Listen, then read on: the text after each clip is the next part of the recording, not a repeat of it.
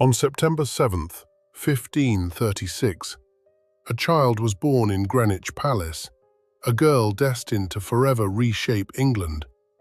Her father, King Henry VII, had yearned for a son.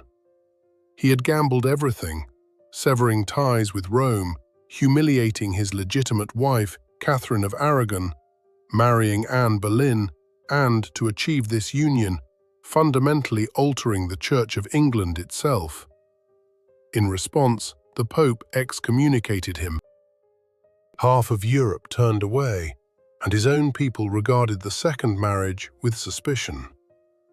All of this was in anticipation of a son Anne was expected to bear. But a daughter arrived. Henry, according to court records, could barely conceal his profound disappointment. The magnificent tournaments and festivities planned to celebrate the birth of an heir were promptly cancelled. Nevertheless, the infant was named Elizabeth, in honor of both her grandmothers, Elizabeth of York and Elizabeth Woodville. The christening took place with great ceremony at the Church of the Observant Friars within Greenwich Palace. Archbishop Cranmer and the Duchess of Norfolk stood as godparents. From her earliest days, Elizabeth was housed separately, as was the custom dictated by court etiquette. She was attended by a considerable retinue of servants, wet nurses, governesses, and ladies-in-waiting. Her mother, Anne Boleyn, saw her infrequently. The court operated by its own rules, where royal children grew up surrounded by staff rather than within the warmth of family. This early coolness left an indelible mark on Elizabeth, imbuing her with the ability to maintain her dignity in solitude. When Elizabeth was not yet 3 years old, an event occurred that would have shattered any child old enough to comprehend it. On May 19, 1536, Anne Boleyn met her end on Tower Hill, her head severed on charges of treason, adultery, and incest. Historians to this day debate the veracity of these accusations, with most scholars believing them to be fabricated. Henry desired a son. Anne had provided him with a daughter, and after 3 miscarriages, he had grown weary of waiting. Following her mother's execution, Elizabeth was declared illegitimate, stripped of her claim to the throne. Shortly thereafter, Henry's elder daughter Mary, born to Catherine of Aragon, suffered a similar fate. Both daughters found themselves erased from the official line of succession, living under their father's roof, surrounded by servants, yet devoid of legitimate status. Meanwhile, Henry married again. His third wife, Jane Seymour, finally gave birth to the long-awaited son, Edward, in October of 1537. The jubilation at court was immeasurable. Little Elizabeth was once more largely forgotten, existing on the periphery of the royal world, caught between neglect and cautious favor. Jane Seymour soon succumbed to childbed fever, and Henry entered a period of genuine grief, a rare occurrence for him in many years. Nevertheless, it was Jane's death and Henry's subsequent marriages that indirectly shaped Elizabeth's destiny. The king's 6th wife, Catherine Parr, a woman of considerable kindness and intellect, welcomed both daughters back to court and took charge of their upbringing. It was thanks to Catherine Parr that both girls were once again acknowledged as members of the royal family, though the matter of their illegitimacy technically remained unresolved. In 1543, Henry VII officially reinstated Elizabeth and Mary in the line of succession, placing them after Edward. This decision was formalized by an Act of Parliament concerning the succession to the throne. For young Elizabeth, this meant one crucial thing. She was once again a princess. No one could have foreseen that this girl, born amidst such disappointment, would one day become the most formidable monarch of the Tudor dynasty. Greenwich at that time evokes images of stone galleries, the scent of river water and smoke, heavy tapestries adorning walls, and the soft tread of servants in spacious corridors. It was within these very walls that the life of a girl began, a girl whose mother was taken, whose name was tarnished, and yet who could not be broken. From an early age, she possessed a steadfastness that contemporaries would later describe as an unwomanly strength. Elizabeth's formative years were dedicated to study, not out of obligation, but from a genuine passion. She absorbed knowledge with an eagerness characteristic of those who understand that education is the one thing that can never be taken away. Following the trauma of her mother's execution, the loss of her legitimate status, and the coldness of the royal court, books and languages became her anchor, her solid ground. From 1544, Elizabeth studied under the tutelage of Professors Cheek and Haddon. Both were prominent figures of the new generation of English humanists, individuals steeped in the spirit of the Renaissance who believed that knowledge should be vibrant and alive, not merely scholastic. Later, Roger Ascham joined their ranks. As tutor to Prince Edward, and one of the most learned men of his era, Ascham instructed Elizabeth in rhetoric and introduced her to the works of classical authors such as Cicero, Livy, and Seneca. The results of her education were exceptional. By her 17th birthday, Elizabeth was fluent in speaking and writing Latin, French, and Italian, and could read Greek. She later added Spanish and Welsh to her repertoire. Contemporaries noted that she did not merely know languages, she thought in them. In her correspondence with foreign dignitaries, she never employed translators, preferring to engage directly in the language of her interlocutor. Beyond languages, the princess was schooled in music, dance, horsemanship, and the playing of the clavichord. She took lessons from the organist William Blanks, and according to eyewitness accounts, played with remarkable skill. Music was not merely a courtly embellishment for her, but a profound means of expression. This same passion permeated her relationship with words. She read extensively and thoughtfully, memorizing quotations and skillfully weaving them into her discourse, so much so that her listeners would forget they were conversing with a teenager. Within Catherine Parr's household, Elizabeth resided among individuals who regarded her future with seriousness. Catherine herself was a woman of rare erudition, one of the first English women to publish a book under her own name.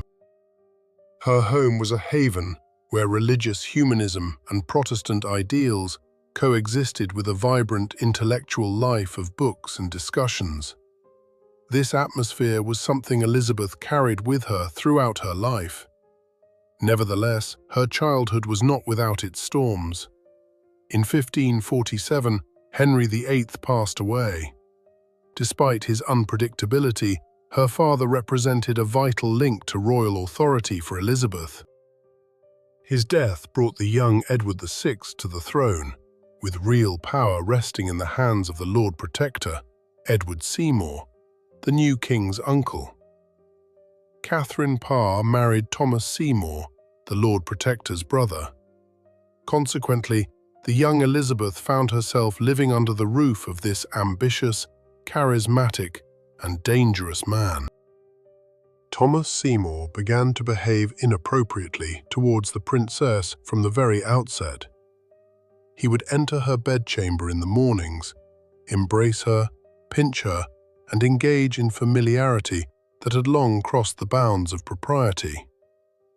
Initially, Catherine Parr tolerated this with indulgence, or perhaps feigned ignorance. However, when she once discovered her husband embracing Elizabeth, her patience expired. Elizabeth was immediately sent to Hertford, to her estate at Cheshunt. There she continued her studies with Ascham, who remained by her side during these most trying months. In 1548, Catherine Parr died of childbed fever shortly after giving birth to a daughter. Elizabeth was 14 years old. She had lost the only adult figure she could truly call a mother. Thomas Seymour, meanwhile, remained undeterred. He began secret negotiations for marriage to Elizabeth without the king's or the council's consent. In January of 1549, he was arrested. During his interrogations, Elizabeth was questioned rigorously about her relationship with Seymour. She maintained her composure, neither confirming nor denying anything compromising, and emerged from this ordeal with her dignity intact. Thomas Seymour was executed for treason in March of the same year. The 15-year-old princess had already learned that the court was a battlefield, that words could be as deadly as a sword, and that survival belonged to those who knew when to remain silent and when to speak precisely what was required. Not a word more, not a word less. This lesson she would never forget. Following Thomas Seymour's execution, Elizabeth's life entered a period of relative tranquility for several years.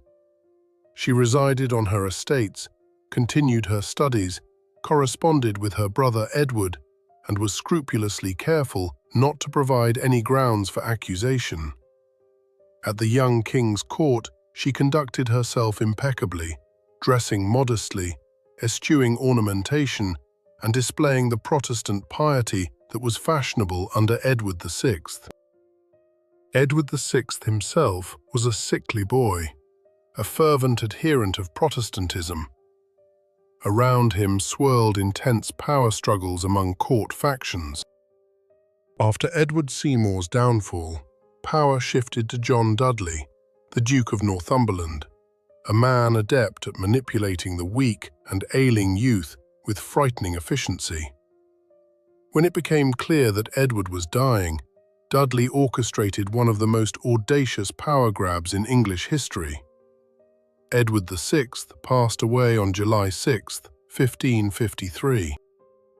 At Northumberland's instigation, shortly before his death, he signed a document bequeathing the crown to his grandniece, Jane Grey, a young Protestant who had just been married to Northumberland's son. Both legitimate heirs, Mary and Elizabeth, were thus sidelined. However, the populace refused to accept the usurper. Jane Grey reigned for a mere 9 days. Across the country, people rose in support of Mary Tudor, the legitimate daughter of Henry VII. Mary assembled her forces and entered London victorious. Northumberland was executed, and Jane Grey herself was imprisoned in the Tower. She was soon executed as well. Mary I ascended to the throne with the firm intention of returning England to the fold of the Catholic Church. Her reign became known as Bloody Mary, as she had nearly 300 Protestants burned at the stake. For Elizabeth, this marked the most perilous phase of her life. She was a Protestant by upbringing and conviction, and therefore a potential threat and a focal point for all dissidents. In February of 1554, a rebellion erupted in London, led by Thomas Wyatt. The rebels protested Mary's impending marriage to Prince Philip of Spain. Mary accused Elizabeth of complicity without concrete proof. The princess was summoned to London and placed under house arrest. On March 18, 1554, Elizabeth was conveyed to the Tower via the Thames through the infamous Traitor's Gate. It was through these very gates that condemned prisoners were transported for execution. Upon reaching the bank, Elizabeth initially refused to disembark from the boat. It is said she uttered, "Better here, in the rain, than there."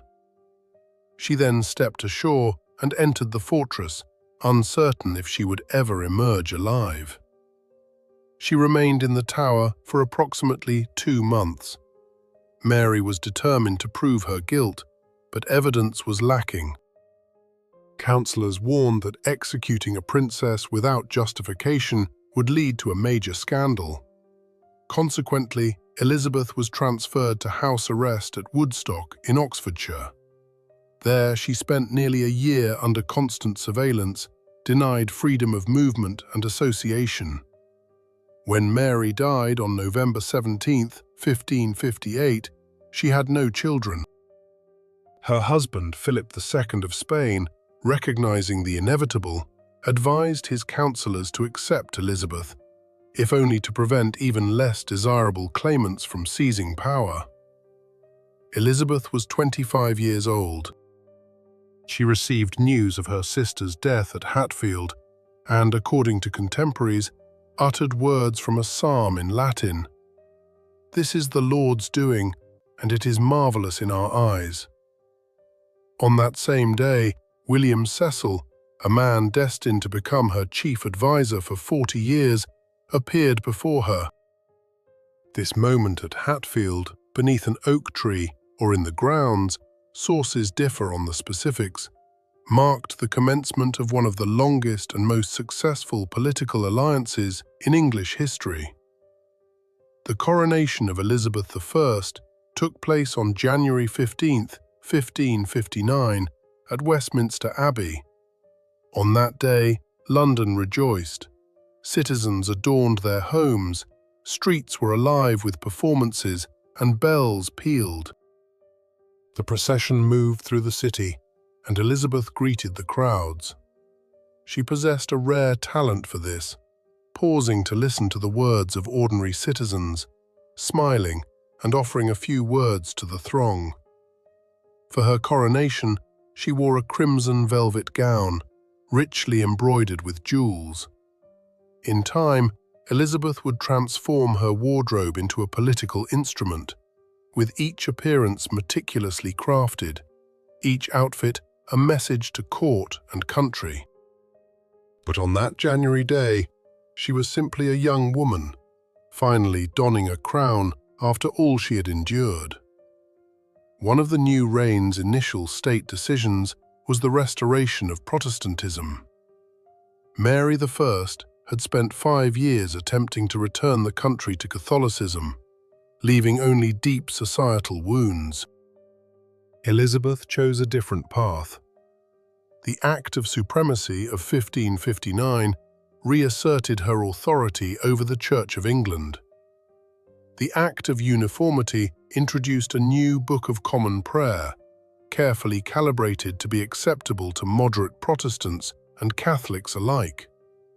This was a religious compromise, the renowned Elizabethan settlement. The Queen did not demand unwavering faith, but rather obedience. Catholics could continue to maintain priests in their homes, provided they did not contravene state laws. Protestants received their due. Cruel persecution of other faiths and bloody pyres were absent during Elizabeth's early years. Cecil proved indispensable. He meticulously constructed a system of state governance with bureaucratic precision, established a network of informants, managed documentation, and alerted the Queen to potential threats. It was he who, from the outset, posed the era's most pressing question to Elizabeth: the need for a husband and an heir. Parliament pressured the Queen to marry. Advisers urged that a lone woman was incapable of governing a nation, deeming her too fragile, too vulnerable. Potential suitors were numerous: Archdukes of Austria, the King of Sweden, the Spanish monarch Philip II, who, even after Mary I's death, harbored hopes of retaining influence over England. Elizabeth navigated these negotiations with consummate skill and patience, deferring final answers for years. Observers were left to speculate. Some believed she was strategically delaying. Others conjectured that, following her childhood traumas, her experiences with Thomas Seymour, and a life lived under constant apprehension, She simply could not trust a man enough to place him at her side on the throne. Elizabeth herself spoke only what was necessary at any given moment, never revealing her true intentions. Around this time, a man entered her court who would become the paramount love of her life, or at least its most enduring enigma. Robert Dudley, the son of the executed Duke of Northumberland, was handsome, brave, an accomplished horseman, and possessed a captivating smile. Elizabeth showered him with favour, bestowed upon him the title of Earl of Leicester, and kept him close. The court buzzed with gossip, and her advisers despaired. When Dudley's wife, Amy Robsart, died in 1560, purportedly after falling downstairs, rumours of murder swept the country. The investigation at the time, and subsequently, found no culpability on Dudley's part. Yet, Elizabeth understood that marrying Dudley would irrevocably damage her reputation. She never made the decision. Their relationship persisted for decades, a strange, agonizing, and unresolved union between two individuals who understood all too well that they could not be together. Meanwhile, the country began to flourish. Trade revived, finances, depleted under Henry and Mary, were stabilized. London expanded. Houses were built, crafts developed, and new shops appeared on the streets. The young queen, emerging from the shadows of imprisonment, was guiding the nation towards something yet unnamed. It would come to be known as a golden age, though no one yet realized it. In 1561, a figure emerged in the north of Britain who would become a constant source of anxiety for Elizabeth for the next 26 years. Mary Stuart, the Queen of Scotland. Young, beautiful, educated at the French court, and a devout Catholic, she considered herself the legitimate heir to the English throne, being the granddaughter of Henry VII's sister. For half of Catholic Europe, it was Mary, not Elizabeth, who was the true Queen of England. Mary returned to Scotland after the death of her French husband, Francis II. Scotland at that time was gripped by the Protestant Reformation. The fervent Calvinist John Knox preached with such fervour that his words shook the very foundations of cathedrals. The young Catholic queen was tasked with ruling a country already half conquered by another faith. Her personal life became a tapestry of tragedy.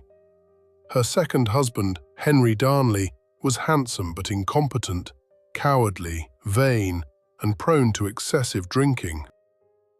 In 1566, he participated in the murder of Mary's closest secretary, David Rizzio, directly before the pregnant queen's eyes. Subsequently, Darnley himself perished under mysterious circumstances. In February of 1567, the house where he was lodging exploded, and his strangled body was discovered in the garden.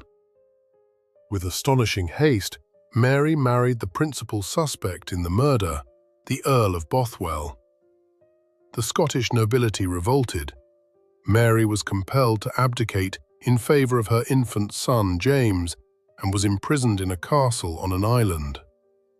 In 1568, she managed to escape and fled across the border to Elizabeth, seeking refuge.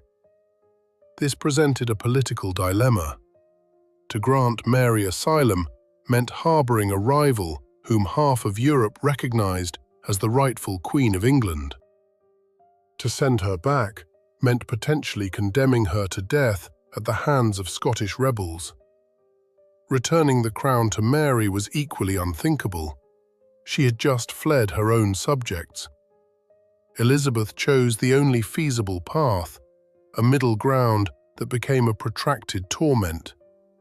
Mary was placed under guard. Ostensibly, it was a gesture of honour, a royal guest. In reality, it was a strictly guarded captivity involving transfers from castle to castle, a ban on correspondence, and a limited circle of acquaintances. The Scottish Queen spent 19 years in English confinement. Throughout this period, she remained a potent symbol for English Catholics.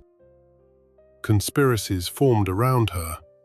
The Ridolfi Plot in 1571, the Throckmorton Plot in 1583, and finally, the Babington Plot in 1586. All shared a single objective: to assassinate Elizabeth and place Mary on the English throne.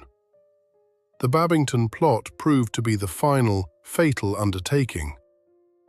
A young Catholic named Anthony Babington, in letters to Mary, outlined a plan to assassinate Elizabeth, and Mary, in her reply, effectively expressed her consent. Elizabeth's spymaster, Francis Walsingham, intercepted all correspondence. The evidence was irrefutable. Mary's trial took place in the autumn of 1586. 36 jurors unanimously found her guilty and sentenced her to death. Parliament clamoured for immediate execution. Elizabeth was tormented. The execution of a divinely appointed queen was an unprecedented act, a precedent that could fundamentally alter the concept of power across Europe. She delayed for 4 months. On February 1, 1587, Elizabeth signed the death warrant. On February 8, Mary Stuart was executed at Fotheringhay Castle. It is said that Mary entered the execution chamber clad in the red of Catholic martyrdom. The executioner missed his mark twice before severing her head. This was the first legally sanctioned execution of a crowned monarch in European history. When Elizabeth was informed of the execution, she was not distraught because she desired Mary's death, but because her advisers had acted with excessive haste, without her explicit consent. She spent several days in mourning and anger, refusing to see anyone. William Davison, who signed the execution order, was sent to the Tower. The execution had occurred, but Elizabeth wished to maintain the appearance of clean hands. In the summer of 1588, the fate of Western Europe hung precariously in the balance. King Philip II of Spain assembled a fleet of unparalleled might. 130 ships, carrying approximately 30,000 men, laden with 1,000 tons of cannons, gunpowder, and provisions. The stated objective was simple and terrifying: to invade England, depose Elizabeth, and restore the country to the Catholic Church. The accumulation of grievances for war was considerable. English privateers, most notably Francis Drake, had for years plundered Spanish vessels in the Atlantic and Caribbean. In 1587, Drake launched a daring raid on Cadiz, destroying a portion of the Spanish fleet in its very harbour. He himself described this as singeing the King of Spain's beard. The execution of Mary Stuart proved to be the final catalyst. Philip now had no formal Catholic claimant to the English throne. On July 19, 1588, the Spanish Armada was sighted off the coast of Cornwall. Signal fires blazed along the entire southern coastline. A chain of beacons transmitted the news to London faster than any messenger. The English fleet, commanded by Lord Howard and Francis Drake, sailed to meet them. The Armada advanced in a tight crescent formation. The Spanish anticipated close-quarters combat, intending to board English vessels. However, English ships were faster and more maneuverable. Their cannons possessed a greater range. Skirmishes ensued for several days in the English Channel. The Spanish were unable to force close combat, and the English could not break through their formations. On July 27th, the Armada anchored near Calais, awaiting a rendezvous with the army of the Duke of Parma, which was to cross from the Netherlands. the English seized the advantage of the night. At midnight on July 28th, they set fire to 8 old ships packed with combustible materials and sent them drifting with the wind directly into the heart of the Spanish fleet. Not a single Spanish vessel was consumed by flames, but the intended effect was achieved. In a panic, the Spaniards cut their anchor cables and scattered into the darkness. The following day, near Gravelines, the decisive engagement took place. English long-range artillery devastated several Spanish galleons. Then the wind shifted and the Armada was driven north. While the fleets battled at sea, Elizabeth journeyed to Tilbury, to the army assembled on the banks of the Thames, in anticipation of an enemy landing. There she delivered a speech that would be quoted for 400 years. Standing before the soldiers, clad in armor over white silk, she declared, "I have the body of a weak and feeble woman, but I have the heart and stomach of a king, and of a king of England." This address subsequently entered history as one of the paramount examples of rhetorical artistry. The Armada never returned to the English Channel. Sailing around Scotland and heading south, the Spanish ships encountered ferocious storms. Many were wrecked on the shores of Ireland and Scotland. Of the 130 vessels, fewer than half made it back to Spain. Thousands perished. The victory over the Armada transformed Elizabeth into a legend. In the popular consciousness, the defeat of the Spanish fleet was attributed not only to naval prowess, but also to divine intervention. The storms that sank the Spanish ships were dubbed the Protestant Wind. Coins were minted with the inscription, "God blew, and they were scattered." Elizabeth was hailed as Gloriana, the embodiment of England itself. In reality, the triumph was the result of a confluence of skillful naval tactics, superior artillery, and, undoubtedly, natural disasters. However, history favors compelling narratives, and the image of the Queen in armor on the riverbank, telling her people she feared no mortal king, became indelible. While diplomats engaged in negotiations and admirals constructed fleets, something equally significant was unfolding within England itself. A flourishing of culture, commerce, and geographical discovery. The Elizabethan era marked a period when a small island on the edge of Europe began its transformation into a nexus of global ambition. Trading companies proliferated like mushrooms after rain. The Eastland Company was founded in 1579, followed by the Levant Company in 1581. In 1600, at the very close of Elizabeth's reign, the East India Company was established, an organization destined to eventually govern an entire subcontinent. This was not merely a commercial accord. It was a declaration of intent for global dominion. Elizabeth understood implicitly that the nation's strength lay upon the seas. She supported mariners and explorers, both officially and through less formal channels. Walter Raleigh was granted the authority to establish colonies in the New World. Though his attempt to create a settlement in Virginia proved unsuccessful, the very name, Virginia, in honor of the Virgin Queen, spoke volumes about Elizabeth's perception of the connection between herself and English expansion. In 1580, Francis Drake completed his circumnavigation of the globe, the second such voyage in human history. Elizabeth herself personally visited his ship and knighted him on its deck. London during these years teemed with life. The city's population surged dramatically, from 80,000 in the mid-century to nearly 200,000 by the end of Elizabeth's rule. Carts clattered through the streets, peddlers hawked their wares, the air was scented with bread and river water, and in the evenings, the sound of church bells drifted over the Thames. In this city lived and worked William Shakespeare. Shakespeare arrived in London around 1586. It was during Elizabeth's reign that he penned the majority of his plays: Romeo and Juliet, Hamlet, A Midsummer Night's Dream, Richard II, and Henry V.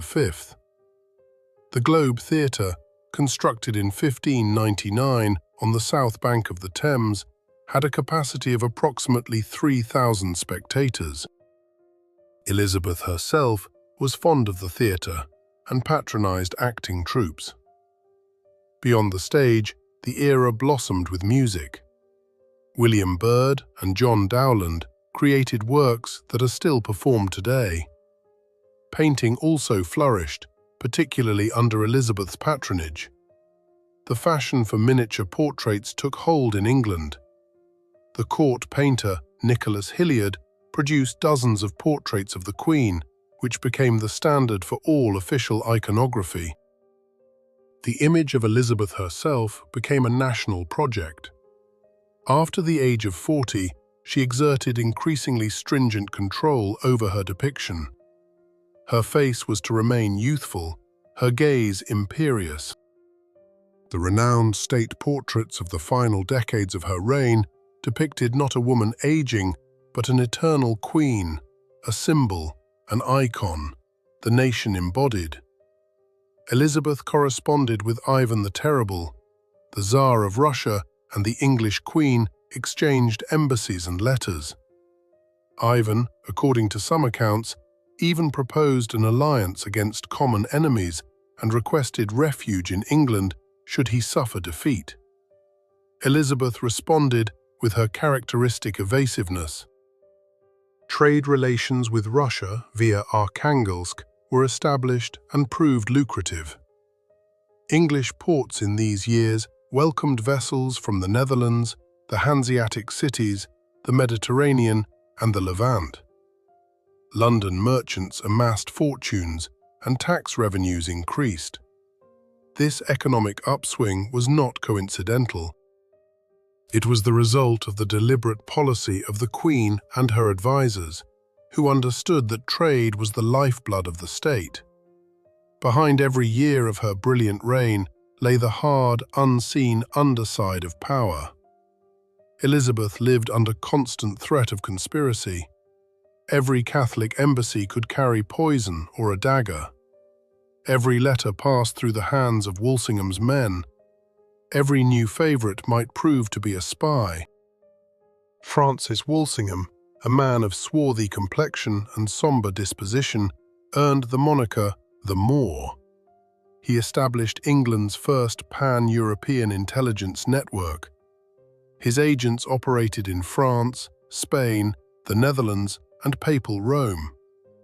Walsingham intercepted correspondence, recruited informants, and orchestrated double agents. It was his network that uncovered the Babington Plot and led Mary, Queen of Scots, to the scaffold. Threats emanated not only from abroad. Within the country, Irish rebellions consumed both funds and manpower. In 1598, the 9 Years' War in Ireland erupted, the most bloody conflict of the era. The Irish chieftain Hugh O'Neill, Earl of Tyrone, vanquished an English army at the Battle of Yellow Ford. This was one of the most humiliating defeats of Elizabeth's entire reign. To quell the rebellion, the Queen dispatched her most brilliant of recent favourites, Robert Devereux, the second Earl of Essex, to Ireland. Essex was young, impetuous, handsome, and utterly lacking in political prudence. Instead of fighting, he concluded an armistice with O'Neill without the Queen's permission, and unilaterally returned to London. This rash act cost him everything. Elizabeth stripped him of all his offices and forbade him from appearing at court.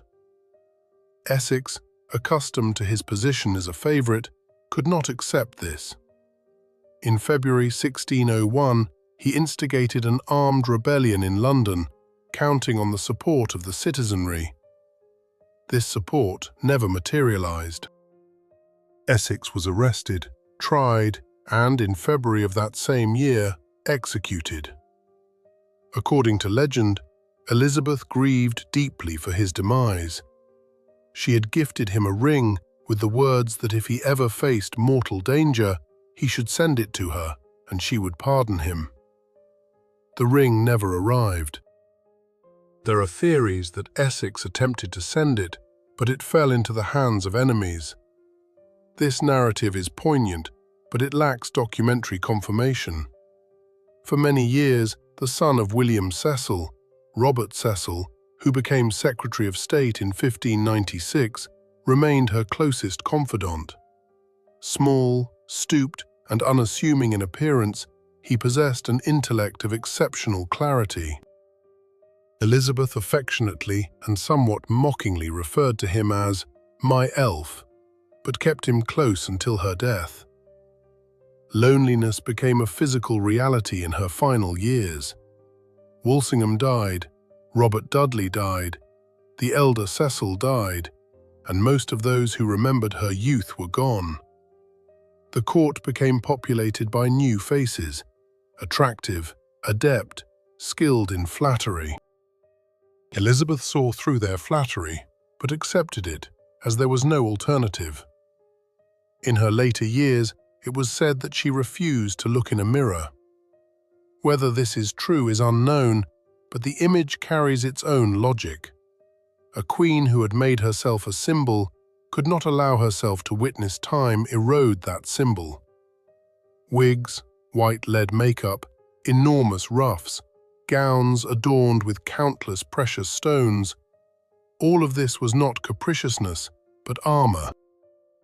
By the close of the 1590s, Elizabeth's reign had entered a somber phase. The country was plagued by crop failures, 4 consecutive in the middle of the decade. Bread prices soared and poverty multiplied. Taxes increased to finance the war with Spain, and the subjugation of Ireland weighed heavily on merchants and landowners. Parliament grew increasingly recalcitrant.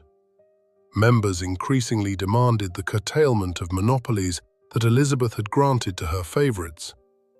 In 1600, she delivered what became known as the Golden Speech to Parliament. She acknowledged that abuses with monopolies had occurred and pledged to rectify them. This was one of the Queen's few concessions to Parliament throughout her lengthy reign. Elizabeth herself aged with difficulty. By 65 years of age, many of her teeth were lost, making speech arduous. Her hair had long been replaced by red wigs.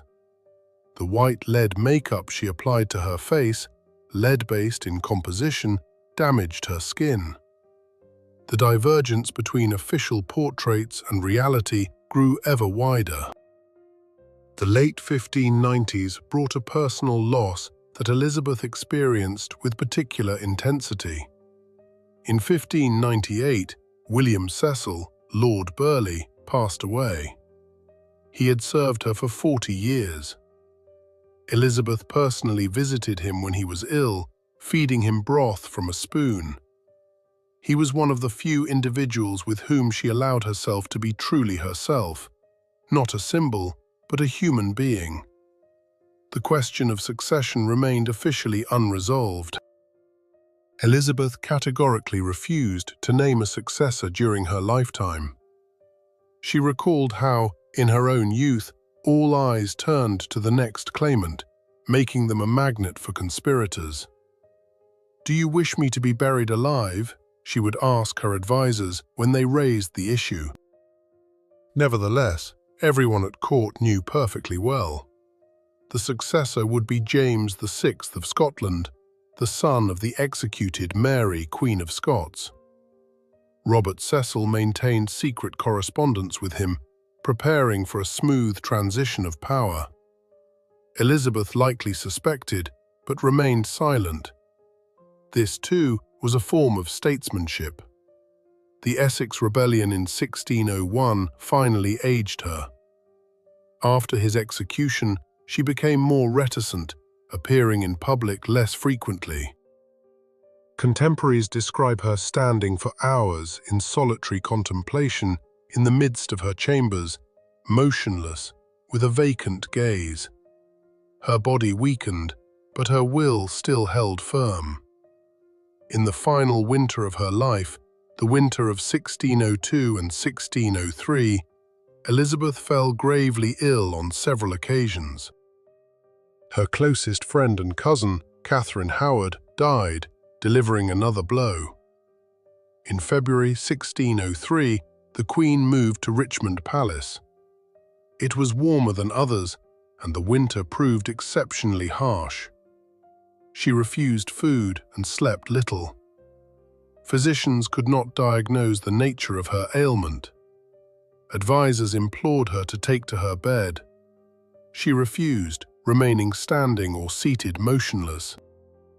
According to one lady-in-waiting, Elizabeth once declared that she could not lie down, for she feared she would never rise again.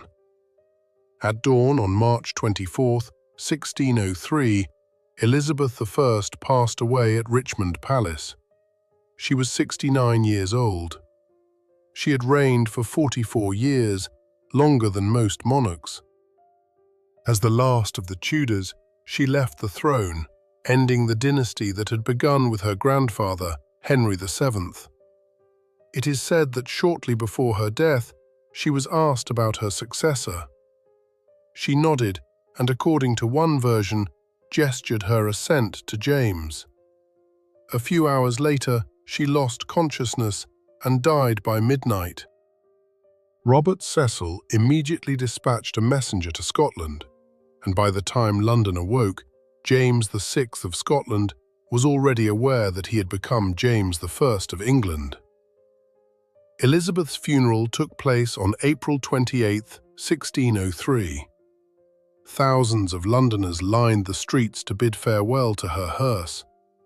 Eyewitnesses describe weeping in the crowd, not out of courtly obligation, but genuine sorrow. The woman who had ruled them for their entire conscious lives was departing. Many remembered no other monarch. Elizabeth was interred in Westminster Abbey, in the same vault as her sister, Mary I. Later, a magnificent white marble monument was erected over her grave, depicting her in full royal regalia. Beside her sleeps eternally the very sister who had imprisoned her in the Tower and nearly sent her to the block. What remained of those 44 years of rule? First and foremost, the Church of England, finally finding stability. The Elizabethan settlement of 1559, the Act of Supremacy, and the Act of Uniformity created a unique religious structure, Protestant enough to sever ties with Rome, yet traditional enough not to alienate conservatives.